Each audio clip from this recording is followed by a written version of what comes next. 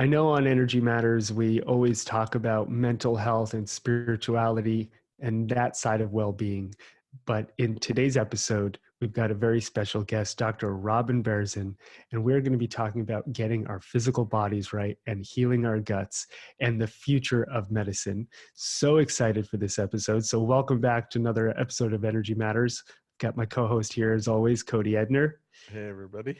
Welcome, welcome. And the reason we're having Robin back on the show, she's actually our first guest to ever come back for a second episode, is because Parsley Health, her company, has just made incredible strides. And I honestly believe that they're changing the world. They've changed my life. And I talk about this in the episode.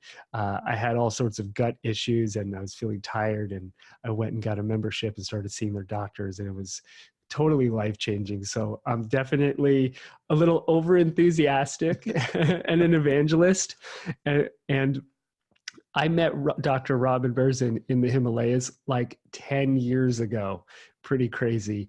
And that was when we were both just kind of starting out with our life paths and our careers and deciding what we wanted to do. We were almost at like the same place in our lives at that moment.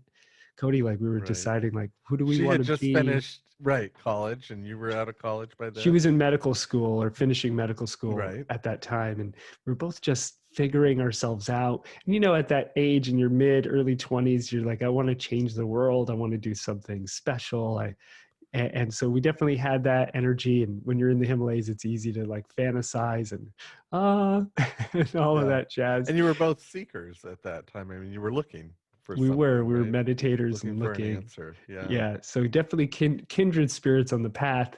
And who knew that all these years later, it would come all the way back around, and her company that she has built from the ground up would help me heal. And I'm helping her clients and patients meditate, as are you. And it's just so cool how this is all developed. And this is a really, really special episode. And so, yeah, I sound a little bit overly excited about Parsley Health because it worked so well for me. And Robin is such a good friend of mine. And I genuinely think that she's changing the world and making a Right. huge, huge difference in medicine. And we talk Oh, about how she met with Al Gore and some of the world's biggest movers and shakers in medicine and in technology, and about being a mother and about being an entrepreneur and how to get your health right and how to heal your microbiome, that area in your stomach that has all these nerve endings coming together and all this bacteria and all this stuff that makes me want to just ugh, but it's also very important to our health. yeah. I mean, her passion is definitely infectious, and her vision for changing the healthcare system and changing the mentality, the mindset, really the energy of healthcare into more wellness focused is so powerful. Her message is beautiful, and I think it is the Yeah. future of healthcare. I don't think our system as it is right now is not going to. It certainly is not serving us as a whole, given the statistics, and I don't think it can survive another decade or two under the weight of just the illness, the disease that's happening, the chronic illness, Yeah. and the lifestyle illness. And I listen to a lot of podcasts, and I hear a lot of different stories about the problem, and so many of them, they're true, but I mean, lots of different information. The thing I like about Robin is she has a solution, and it Mhm. really makes sense to me, and it really kind of fits as a next step, or as a step we need to adopt, you know, and roll out nationwide, which they're doing. So it Yeah. was a wonderful, wonderful conversation. And at this moment, I really want to do my Bernie Sanders impression about medicine and healthcare, but I think maybe Hold I'll off save on that that, maybe. for Yeah, another episode. maybe. But we are about to talk to one of the people in the top 1% of movers and shakers and changing the world for the better, in my opinion. Before we jump into the episode, if you want to get on our newsletter and make sure you stay up to date with all the classes and offerings me and Cody have, it's energymattersacademy.com if you want to go deeper into learning about energy and meditation. And if you get a chance, our only ask is just rate us on iTunes or on YouTube or wherever. Leave a comment. Let us know if you enjoy the show. If you have any questions, we'd love to get your feedback. It helps other people find the show. So thank you all so much for sticking with us. We've been going at this for over 3 years, and I feel like it's getting better and better, and the quality of our guests is just skyrocketing. It used to be just me and Cody bantering back and forth. Got to start somewhere. That's right. So without further ado, we're going to jump into the episode with the founder, CEO of Parsley Health, my very good friend, Dr. Robin Berzin. Hey, everybody. Welcome back to another episode of Energy Matters. We have one of my closest friends on, Dr. Robin Berzin. Welcome. Such a pleasure to have you. Oh, it's so good to be here. And To be here. It's great to have you. And we're flanked by Cody Edner, my co-host. Hello, everybody. And Robin is here all the way from New York. Hey, Cody. And Robin, first of all, you're our only guest that's ever been on twice, so thank you. True. You must love us or feel bad. I feel I both love you and am honored to be invited twice. So that's pretty special. So thank you for having me, because you have a pretty illustrious guest list. We do. And thank you. And we have been busy, and so have you. You just opened up a new center in LA, which is super exciting, and it looks absolutely gorgeous. Parsley Health, which you're the founder of, is doing amazing, amazing things. And full disclosure, I've been a member for 2 years, and it's been absolutely amazing. So thank you for that help. Could we just start with you explaining a little bit about what Parsley is for those of our listeners who don't exactly know? Yeah, absolutely.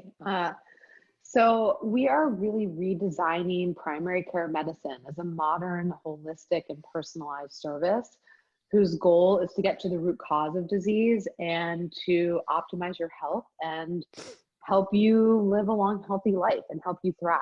For too long, medical care has been very impersonal, transactional, kind of focused on a pill for every ill, the immediate, not really being proactive. And so with our services, whether you come see us in person in one of our beautiful centers, like the new one we just opened in LA, or you work with us via video, which more and more people are doing across the country.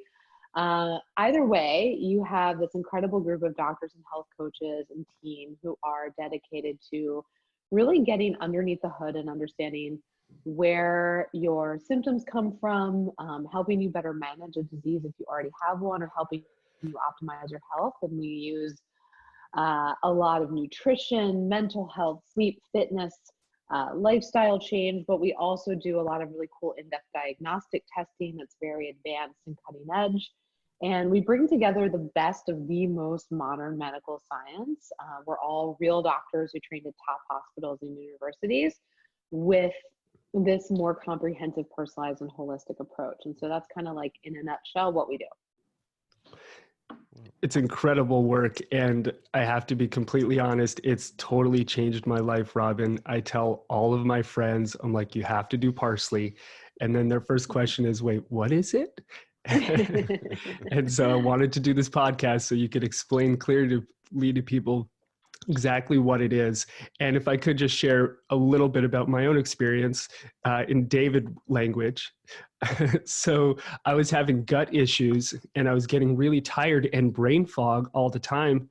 Cody's like, David, pay attention. We're doing a podcast. And I'm like, I want to take a nap. And so I wasn't sure what was going on. And so I got Parsley. You guys tested me up and down. I didn't know there were this many tests that existed. Like, the blood work was extensive.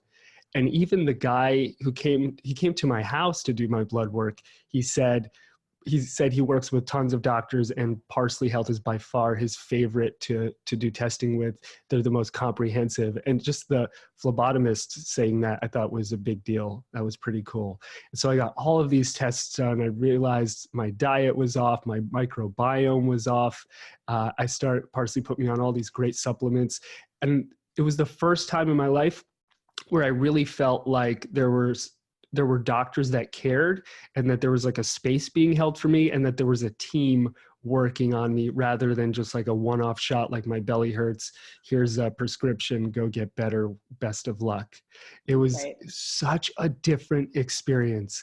I can't even begin to fully describe it. And so I just wanted everybody to get a little bit of a sense of that with having you back on the show.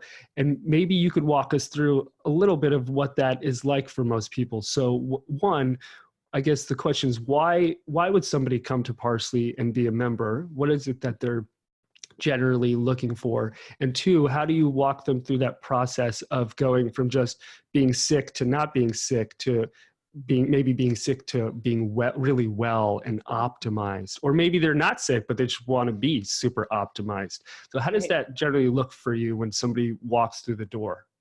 Yeah, well, thank you for sharing that story, because I mean, I think you just said it better than even I can. You know, you were having issues, you weren't sure how they were all related to each other. You knew that if you just went to a regular doctor, like a regular primary care doctor, it'd be like a 5-minute thing, and no one Yeah. would connect the dots, and they would just sort of try to deal with like the most pressing problem in that moment. And that's sadly how our healthcare system is set up. So we decided to go ahead and try to build a new healthcare system, as big and crazy as that sounds, and to provide medical services the way that they should be.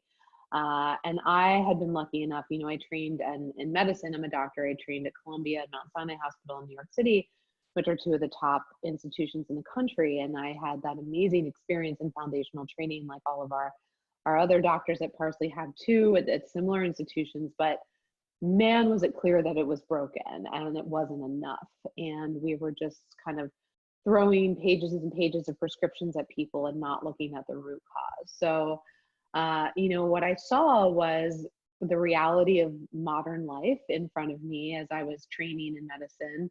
People today are dealing with gut issues, ranging from the constipation and the bloating to the really like severe irritable bowel disease and everything in between. They're dealing with depression, anxiety, brain fog. They're dealing with hormone imbalances, infertility. They're dealing with autoimmune, so inflammatory conditions ranging from like basic like eczema all the way to things like multiple sclerosis and everything in between. That's on the rise. And then weight gain, heart health issues, energy issues, adrenal issues. And there's kind of like no one to talk to.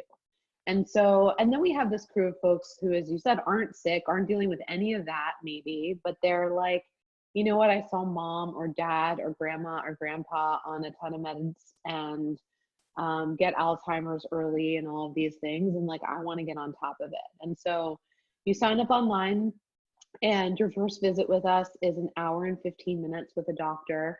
It can be via video or it can be in person, depending on where you live.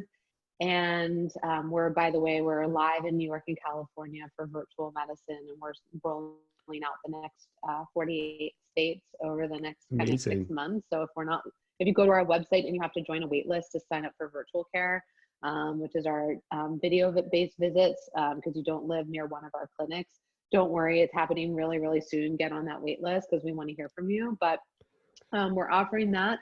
And we do this whole deep dive into you and everything that's happened to you your whole life. Like, you have done a ton of traveling. You personally, you know, I think we identified, sorry to out you, but like we identified a parasite. Yeah, I You did. had I had all one. sorts of stuff going on that like just wasn't getting addressed.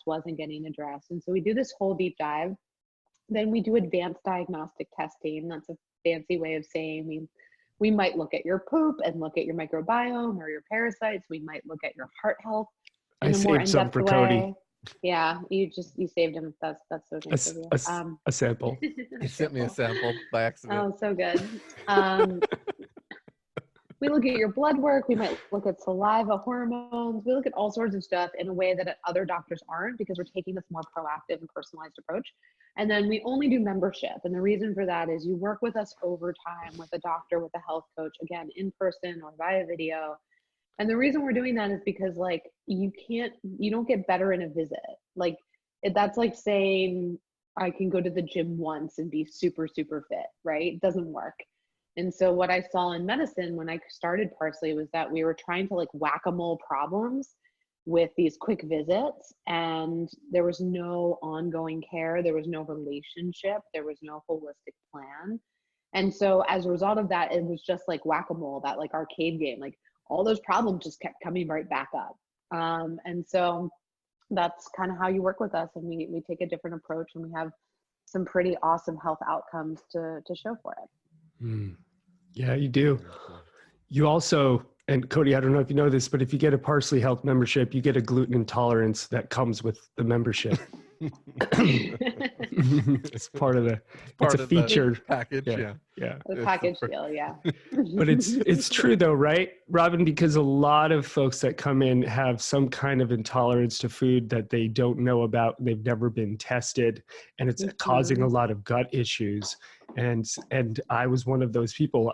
I took a food sensitivity test through you guys and found out that I had intolerances going to like way too many foods, from gluten to dairy and beyond. And the doctors were like, well, that's too many intolerances. So we think there might be another underlying issue, like a parasite or something. Right. And so they did some deeper testing. And so in the short term, I had to cut those foods out and heal my gut and take some medicine for the parasite. And then I was able to build back into eating them. And I was in so much denial because pizza was my life, right? Yeah. And here's this Parsley Health doctor, Jacqueline, who's amazing, by the way, in Los Angeles, telling me not to eat any gluten for a while. I was like, how could you do this to me? I thought we were friends.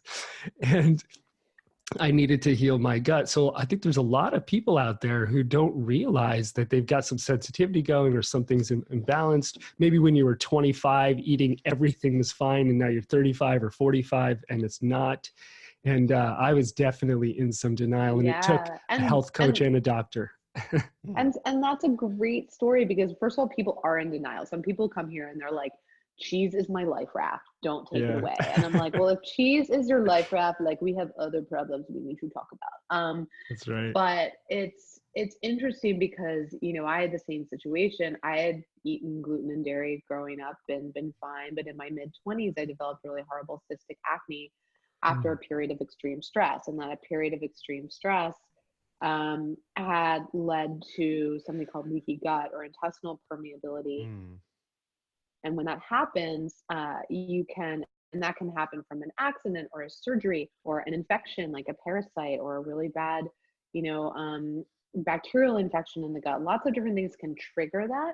And then what I didn't know at the time is that I'd become sensitive to these foods. So I had horrible cystic acne, and I'd always had great skin, and I was like, what's going on? And I was still eating these foods because, like, I was early med school, early in training. It never occurred to me that food would be related to any of this. I went to every dermatologist and peels and creams, and they were injecting my zits with cortisone, and I was on a birth control pill and a heart medication to stop the acne, which has become super common. And all of those things, fast forward, learned about this more functional medicine approach, which is what we do, and cut out those foods, and my skin is amazing. And so I loved what you said, though, about that you had to cut out some things for a little while, and that we used the food sensitivity test to identify that there was actually another even deeper problem, because I see this all the time. There's a lot of food sensitivity tests on the market. There's a lot of them that are direct to consumer. Quite frankly, for your listeners out there, a lot of them are BS. They're not really good tests. There's only certain ones that are legit. And then beyond that, if somebody, for us, comes in and we do the food sensitivity test, we see a whole lot of things, that tells us that there's an underlying problem. And what I see too often happening is people out there working with inexperienced providers end up cutting out like 30 foods. And they're like, my life sucks. I'm allergic to all these things. I can never, ever eat them again. And there might be one or two that you really just don't tolerate long-term, and you have to kind of keep low to zero. But most of them you can often, if you do it right, reintroduce, and there's another problem. And so that's where you really need the advanced medicine and the doctor who knows what they're doing, not just like, oh, a food sensitivity test. And then I talked to this like random, barista at my juice bar, and they were like, cut out everything and just only live on this $20 green juice for the rest of your life. You know what I mean? Like, we have a little bit of that going on in the wellness ecosystem. Yeah, there's a lot of that. It sounds like by cutting certain things out, you can get back to maybe a baseline or back to somewhere where you can then know where you are and start to reintroduce things. Exactly. Okay. And the reintroduction is really important. And sometimes it's not just cutting out the food. Sometimes you need certain supplements, not forever, but for a couple Oh, months. gotcha. Sometimes you also need, like Dave did, a prescription medication to kill a Mhm. parasite. Sometimes there's other things going on. So, it's all very personalized to you. But yes, you get to this new healthy baseline, and people are always shocked because a problem could be in their gut. But like Dave said, he was feeling tired, he was feeling foggy, he was feeling low motivation. And our current medical system is like, oh, the brain's over here and the gut's over here, and they don't talk to each other. And yet, we all learn in medical school that you have a nervous system in your gut. It's called the enteric nervous system. There's more nerves in your gut than in your entire body outside of your brain. You have 95% of the serotonin in your body is in your gut. You have this very sophisticated brain gut connection. And so often, almost always, what's happening in the gut is also happening in the brain. And so we'll see depression, anxiety, brain fog, chronic fatigue, low motivation, insomnia, and oftentimes it goes back to gut issues and food issues. But like people's regular doctors aren't putting it together. They're just being like, "Oh, you're depressed. Go take a medication," and it's like not even relevant. Yeah. Interesting. Um, so that makes me think of the kind of this idea that I hit, which is there's so many things kind of coming in that to get to that baseline, there's this kind of idea that if I could just find the reset button and just kind of hit a reset button and start over, because every time you try to make a change, it's like there's this all the cravings come up, and I think a lot of that has to do with this gut brain connection.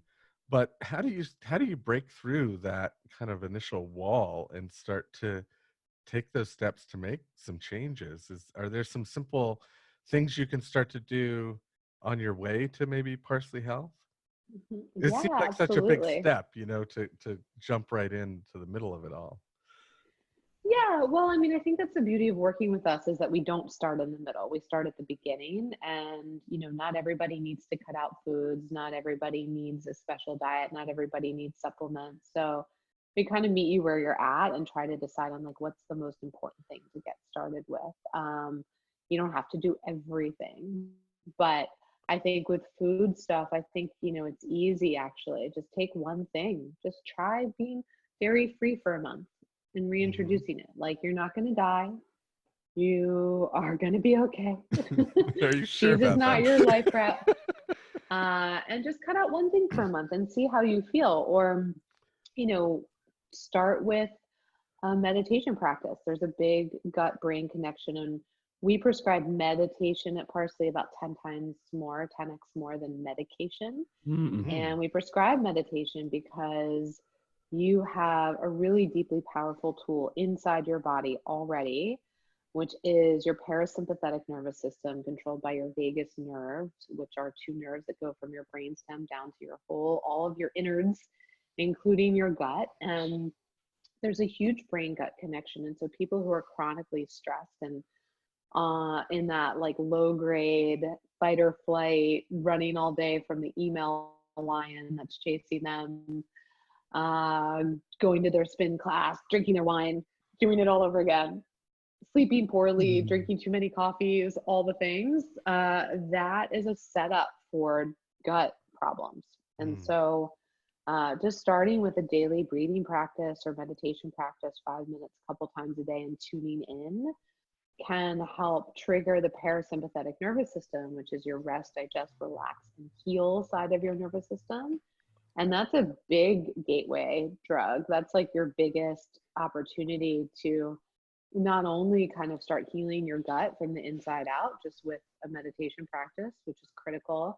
But then that sometimes also gives you a little bit of that calm and clarity that you need to get past the like, oh my God, I can't possibly cut out one food because that's the hardest thing in the world. Mhm. Suddenly, when you're meditating a little bit, you might get to a place where you're like, you know what, like like people have bigger problems in the world. Like I could probably do Yeah. that for 30 days and like be okay, you know? Hmm. And so, Robin, when you talk about all of this, the sense that I get is this is an approach that takes some self-awareness and responsibility, which is a little antithetical to a lot of the awareness in America, at least, where people just want a prescription drug to solve a problem. It's almost like the opposite, right? I just I'm going to pay you and you solve this problem for me. Whereas you're saying, hey, you've got to sit down and close your eyes. You have to change your diet. You have to take control of your life. So you're not just changing the medical model, but you're trying to change the consciousness here and have people take more responsibility for themselves. Have you seen that kind of tension in the market as you grow Parsley, where you're probably going to naturally attract people who are more self-aware and responsible than the ones who also like really need your help but are not used to doing anything? They're just used to taking a pill. Do you see that kind of playing out, and how do you bridge that gap?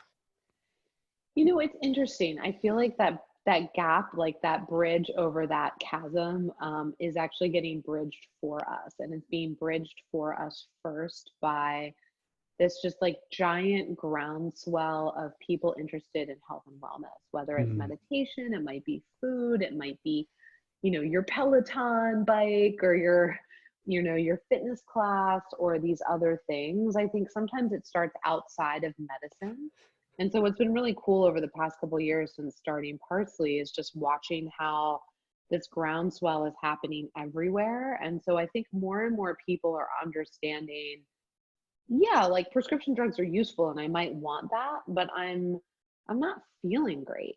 And you know, I had this guy come in his 40s, like finance guy in New York, all the typical things you imagine of a finance guy in New York, who'd been gaining weight and feeling tired and feeling depressed and frustrated, and it was affecting his performance at work, right? So what was his motivation? He was like, I feel like I'm not at the top of my game. And here in New York City in finance, you got to be at the top of that game to get to that next rung in the ladder, right? And so mhm, he had gone to his regular doctor who'd put him on an antidepressant, a cholesterol medication, and a high blood pressure medication.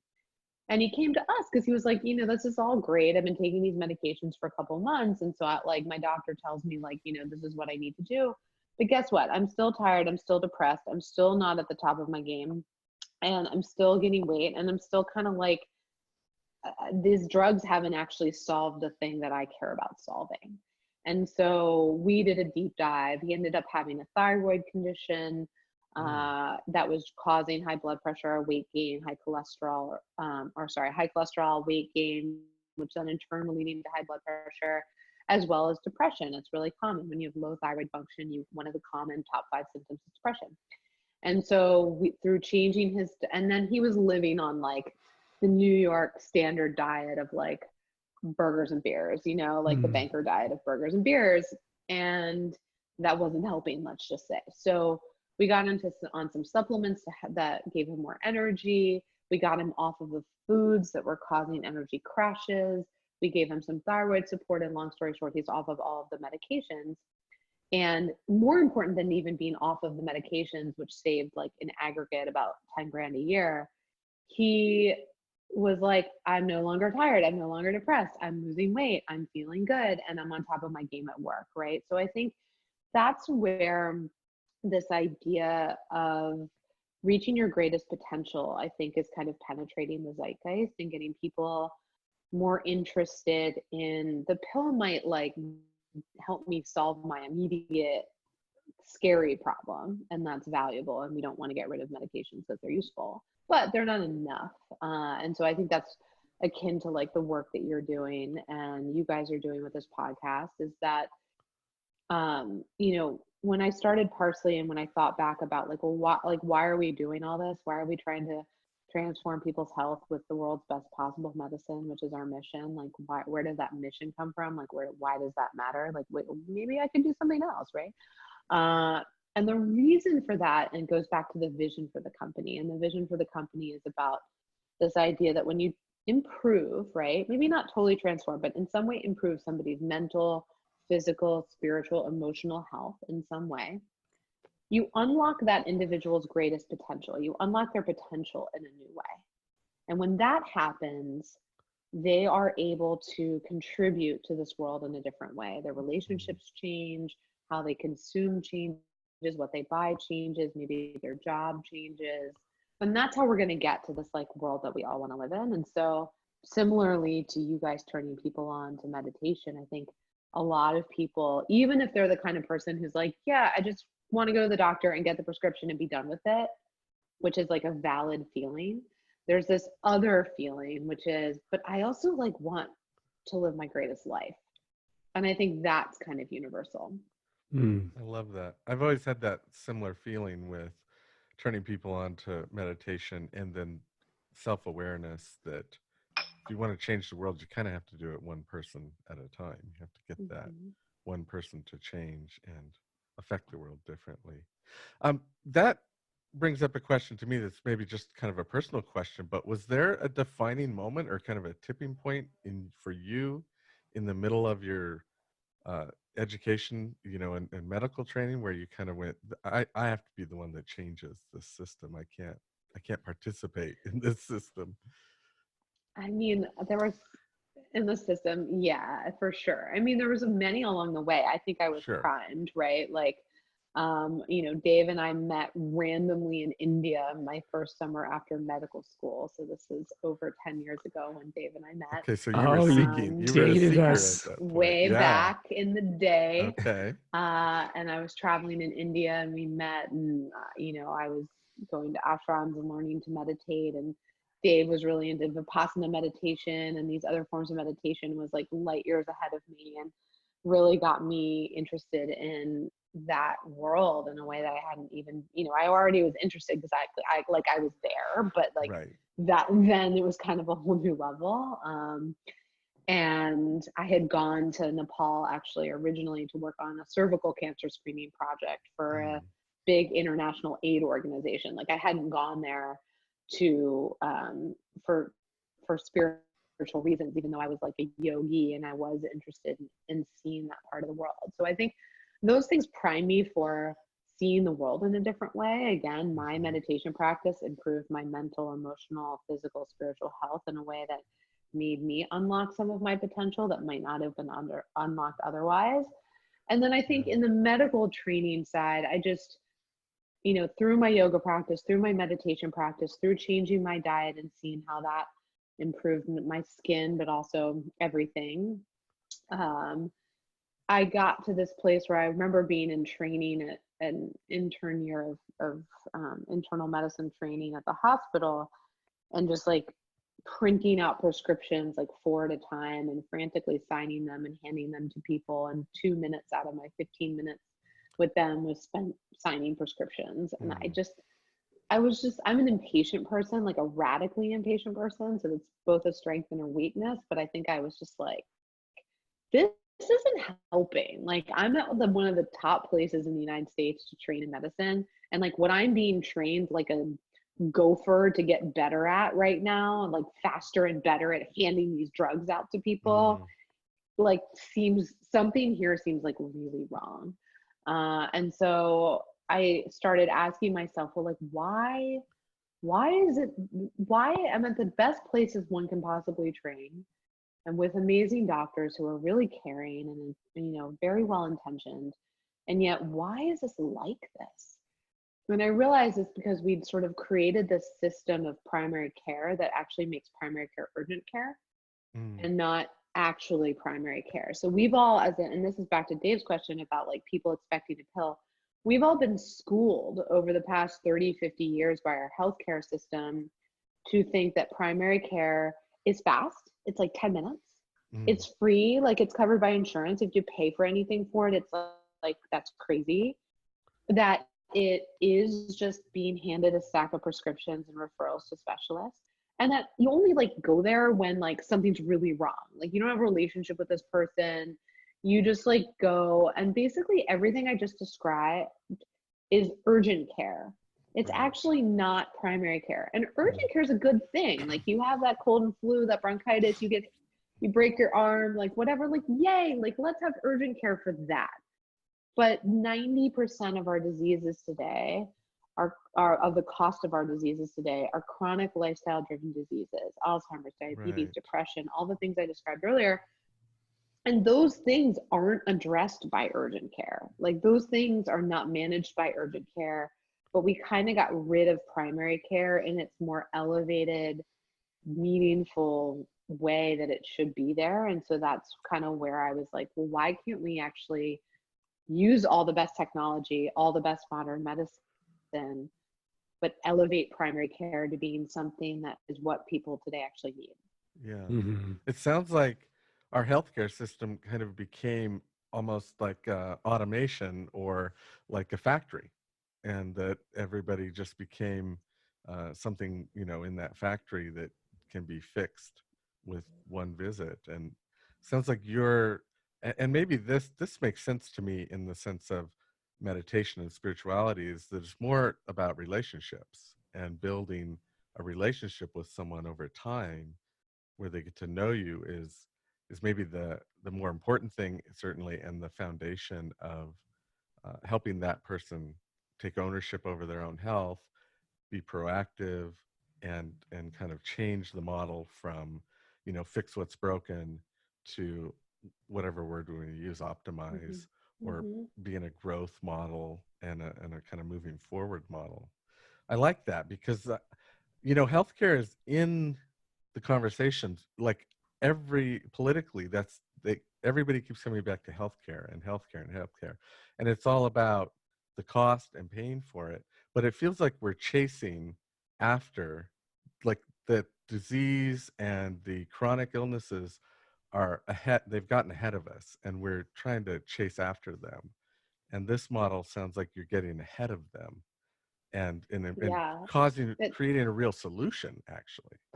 Yeah, it's funny, like all the debates and everyone like, Yeah, tearing their hair out about healthcare spending. And you're like, you're just talking about the wrong things. right. Like, no one in these conversations on the political level is ever talking about the real problem, which is how our system is designed, the kind of care that we offer, the fact that we pay a lot of money for somebody to rip a vein out of your leg and tie it around your heart when your heart is clogged from heart disease, but we view paying a primary care doctor to spend more than 10 minutes with you as a like waste of time. Right.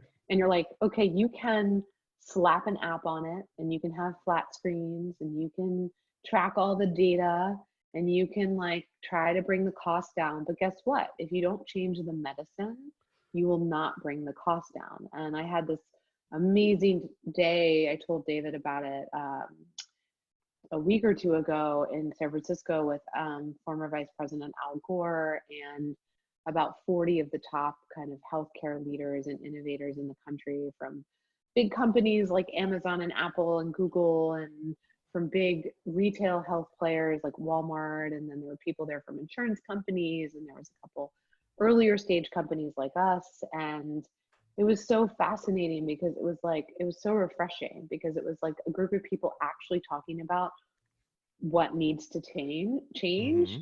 And then you see on the political level, everyone just chasing, as you said, chasing these cost curves, not understanding that like you're not going to actually reduce costs if we just keep doing what we're doing Right. at all. And yeah, and what we've shown at Parsley is that we reduce chronic prescription drugs by 66%. Wow. We reduce polypharmacy, which means taking more than one drug at once in mental health conditions, by 47%. We are helping women get pregnant without IVF because we're actually looking at why they can't get pregnant and Oh, helping them really? avoid a $20,000 procedure. So like there's so much there, and there are good people thinking about it. But one of the Yeah. things I brought up in that day when I was talking about Parsley with that group of people was, the mind and the body are not separate. And in medicine, we've put them in different camps, like they're not related to each other. And so one of the most powerful things for me personally about meditation and mindfulness and self-awareness is that those practices have transformed my life, my relationships, my career, but also my body. And at Parsley, we look at them all together, but in most of our healthcare system, the people who deal with some physical aspect of you, they don't want to know about your mental health. They Right. don't care. They don't ask questions. They don't want to deal with it. Yeah. And it's funny because that's just a construct of how we pay for medical care. It's not a construct of nature or the human body at all. Right. And it's gotten worse, I think, in the last decade or so from what I remember as a child growing up. And I'm a little older than you two. But nowadays, you go into a primary care, and not only do they not care, but they are looking with the advent of electronic records, they're looking at a computer the whole time, typing. They don't even interface with you anymore. They're just asking a question and inputting data, and then they print out the prescription. And you get maybe 45 seconds of eye contact, if any, in a 15, what is it, a 10 to 15 minute. So it's gotten really even more impersonal than when I grew up, where you had your family pediatrician or your family Mhm. doctor for 20 or 30 years, and they knew you and your family. And you know, it was kind of small town America, maybe, where I grew up. So it was a little bit different, and you knew who the doctor was in town, or, you know, the few doctors. Um, but now I go into primary care, and it's like, I might as well not even be there. I could just text in my symptoms, and they could type it in a computer and text me back information. And that's about the level of the exchange. Yeah, So it's very it's gotten crazy. transactional and superficial. Yeah. And again, like for your like cold and your flu and for like a bunch of basic things for your like basic prescription refill, like that's fine. Like we should automate that stuff. But the Right. problem is that like we've sort of we've reduced primary care, we've reduced medicine to being like about these kind of acute urgent care issues when like Hmm. America's healthcare costs aren't, going to soon to be $4 trillion because like we need more help with our colds and flus and our headaches. Like Right. those costs are driven by all these other things. So you see all of these startups and like tech solutions and the medical system trying to optimize these like very minor like acute conditions, which are easier to optimize in a transactional format like a bot or a text message. And again, that's cool like for certain basic things. Like for our members, if you're like, I'm not feeling great, I think I have like a cold or a virus, we just write with you over messaging. Like we don't need you to come in. We don't need a Sure. 30-minute visit for that because that is just basic beans. But really what's driving everyone's health issues is all of the other stuff that The is just chronic not getting stuff. addressed Yeah. anywhere. Yeah. And I have seen statistics or heard that, like, given the numbers of chronic disease on the rise, and autoimmune level disease, and even autism, that if those numbers stay the same and you project that out a decade or so, that's going to just financially break. Those costs are going to be astronomical.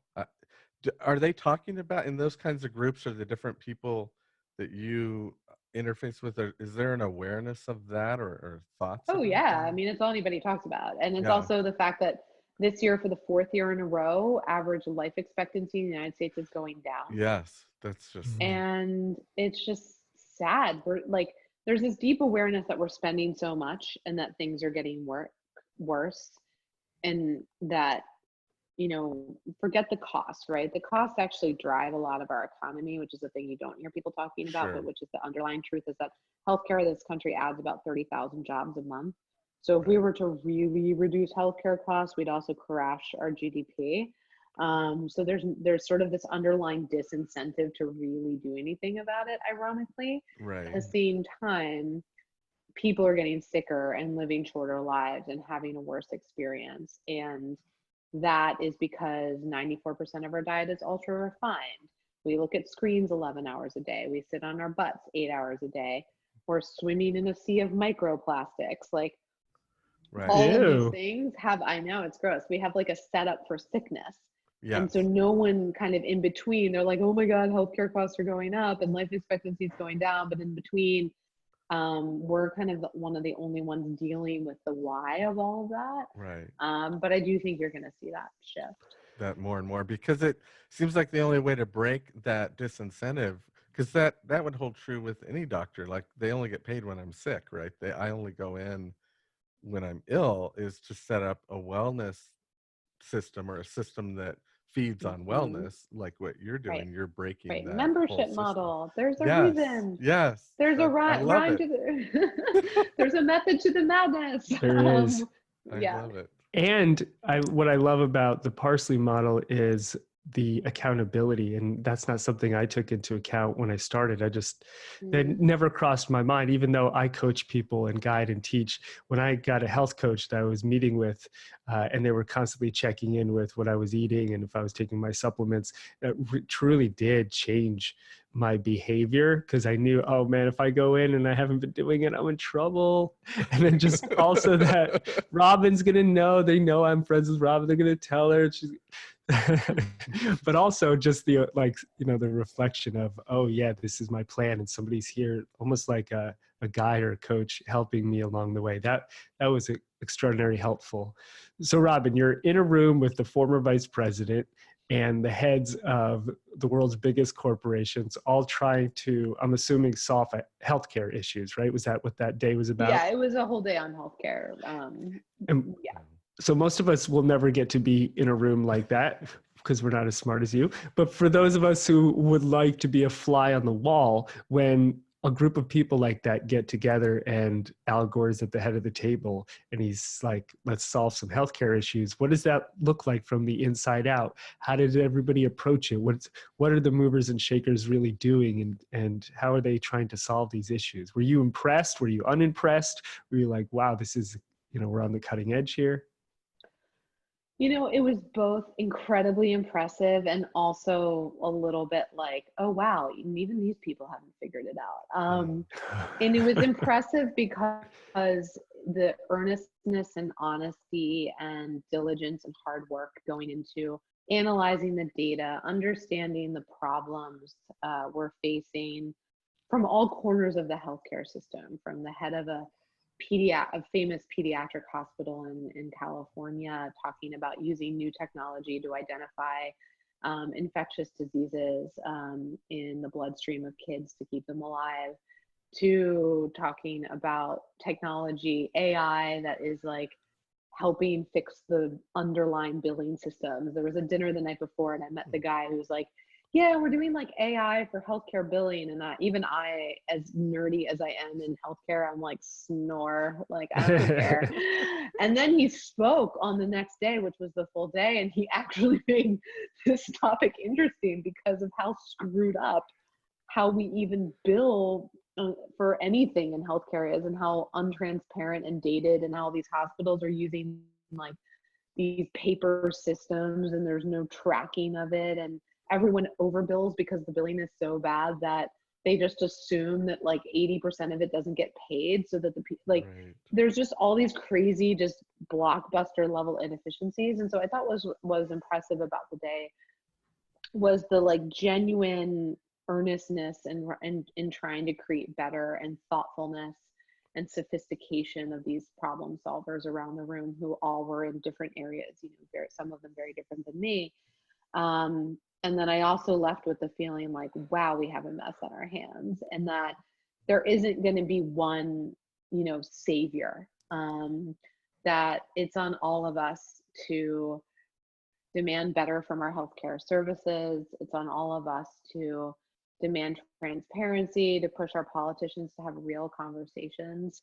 I think I told you, Dave, like I hadn't had a strong opinion of Mr. Gore in one way or the other prior. You remember him losing the election and what a thing that was, but that was a long time ago now. And you're kind of like, okay, he's this incredible environmentalist. He's done so much amazing work for the world on that front, but like, I don't know.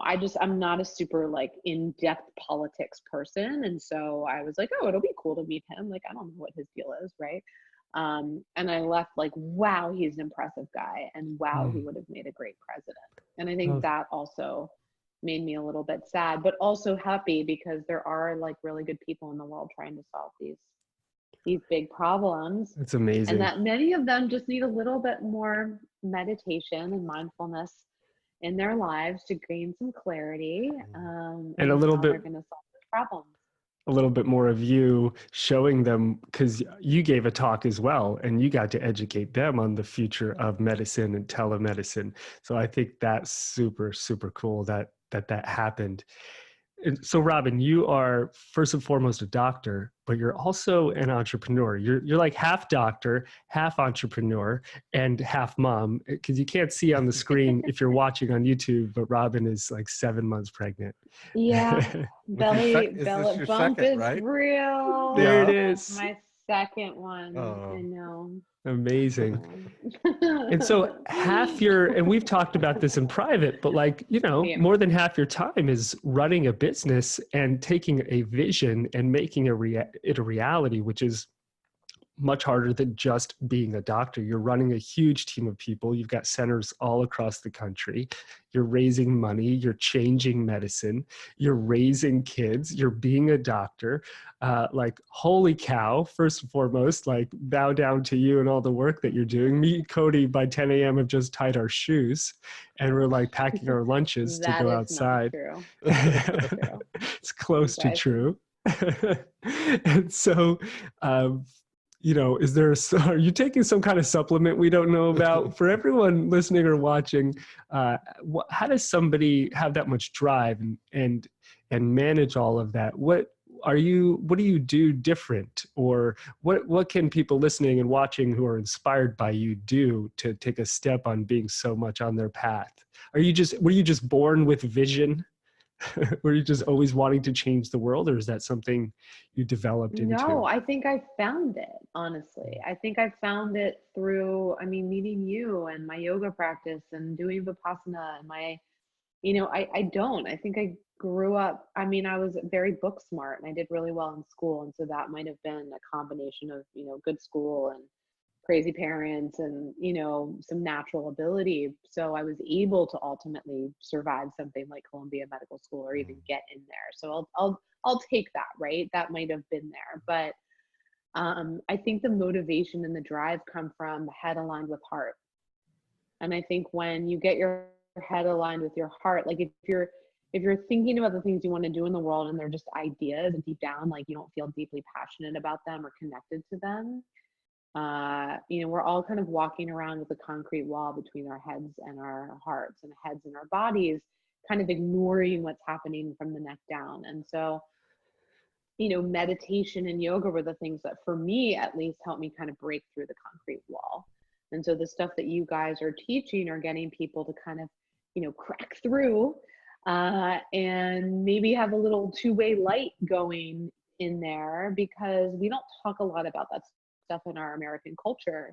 But it's really transformative and it's really powerful. And so when you align that mental, behavioral, mental, spiritual practice, whatever you want to call meditation, because it's all those things, and you align that with kind of taking out the constant toxic pollutants into your body, the sugar and the refined carbs and the processed foods, and you eat real food and you move a bit, all of a sudden the body like shifts and you shift into a new dimension. I call it a state change, which is something I'm going to be writing more about, which is this idea that like your physiology in turn impacts your psychology and vice versa. And there's lots of levers we have to pull as humans to create a state change. When you create a state change, new paths and doorways open to you. And I could start with the physical, with the food and the fitness. And for some people, that's kind of, for me, that's where I started really with yoga. Like I wasn't ready in my early 20s for meditation and these bigger ideas. I just needed to start like moving my body in a way that was a little more conscious than like running on a treadmill, which when I look back at how I used to work out, I was always running on a treadmill at the gym, listening to like top 40. And like that literally was like a kind of like a microcosm of my life. You know what I mean? Like the mentality of the way I lived everything was encapsulated with my perfect workout metaphor style. Yeah. And so stuck on the treadmill, running, not really going anywhere, listening to this like, crazy pounding music. And I think a lot of people are stuck in that. And so yoga was kind of the first step for me. Now that doesn't have to be for everyone, but when you start using these practices, whichever one appeals to you first, it's cool. You start to experience a state change. And a state change is more than just, oh, I feel more energized today. I feel less foggy. I feel a little happier. That's the starting place. But then what that gives you is clarity of purpose over time, and not all in a day. I think that's where the quick fix thing gets tough. Like, you're not going to meditate once and find your purpose. But if you can start doing these things regularly, you can start to find that clarity. And for me,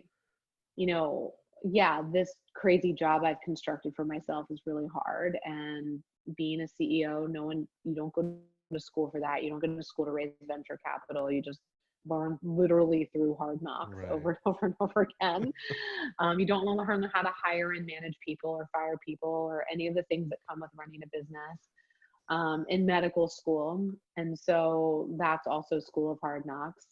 No one teaches you how to be a parent. So I'm figuring that out every day with my 3-year-old and now soon to be another one. But I think if you have passion and head-heart alignment, those things keep driving you to go forward. And the last thing I'll say about that is, in order to create anything new, you have to be willing to have people not like you. And that was something that I really wasn't able to deal with until very recently in my career.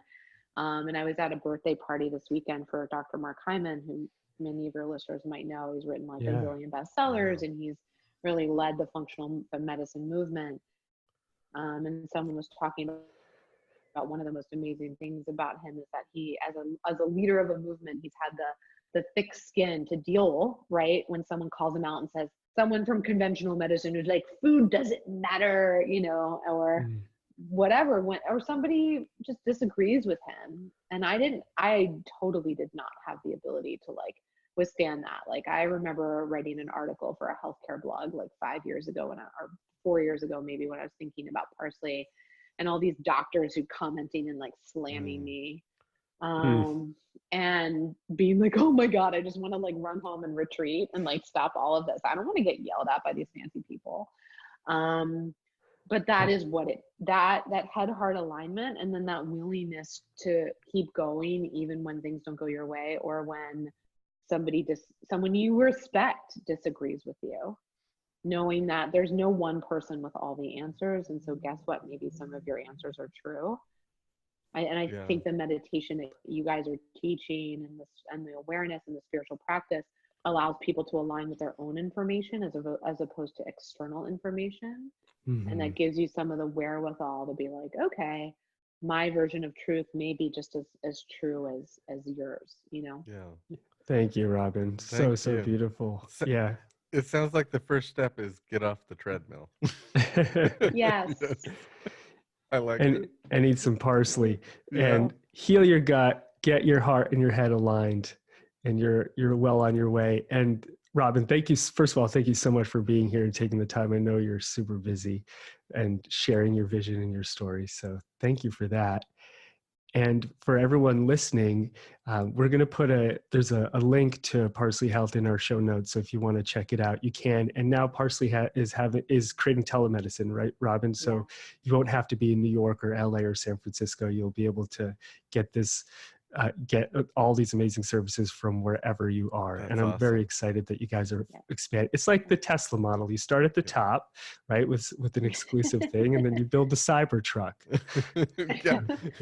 I knew you'd find a way to work that in. You did Cybertruck into this conversation. Yeah. I knew it was coming. Not a good analogy. For the record, audience members, if the majority of you are female, or if half of you are female listening to this, the Cybertruck is the new Tesla truck that every dude I've ever met in my life can't stop talking about, and then no woman cares about. So just That's FYI, right. in case you don't get the reference, as I did not this past week. Anyway. But being in Colorado, that's like perfect. I mean, I like that. Oh yeah, Colorado is very high on our list, and we will be all 50 states. It's just on a rolling basis. We're live in New York and California for our virtual medicine, our virtual visits, as well as our diagnostic testing. You can get hormone testing with us. I think gut health testing comes out very soon. So Awesome. if you are a Dave and you're wondering why your gut feels off, you can start with us with a test, to the point that Cody, you made earlier. If you're not ready to jump in for medical, you can start with some testing. Okay. And those are all live in New York and California. And then the next 10 states are coming very, very soon. So please Awesome. follow us on Instagram, Parsley Health, and Facebook and the like. And most importantly, sign up for our newsletter, because that's how we send out like gifts and deals and kind of announcements of which states are coming up next for our virtual care. That's great. Beautiful. Thank you so much for Thank being you so here. much, Robin. Robin Berzin, everyone. Have an amazing rest of your day. Get healthy, heal your gut, and live an amazing life. See you next time on Energy Matters. Thank you guys. Thank you for having me. Thank you, Robin.